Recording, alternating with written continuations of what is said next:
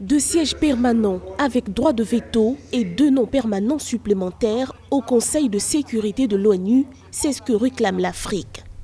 Le souhait est porté et assumé par le C10, comité des 10 chefs d'État et de gouvernement de l'Union africaine sur la réforme de l'organe d'exécution.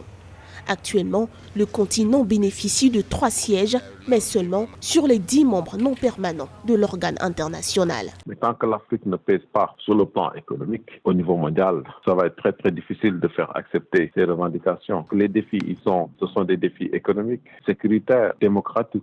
Donc il faut que ces questions-là soient réglées au préalable pour que l'Afrique puisse être mieux respectée. Le comité défend ardemment un conseil de sécurité plus inclusif et plus démocratique. Il argumente que sa demande permettra de réparer une injustice historique, sortie du joug du colonialisme avec d'importantes potentialités, mais surtout d'énormes défis à relever.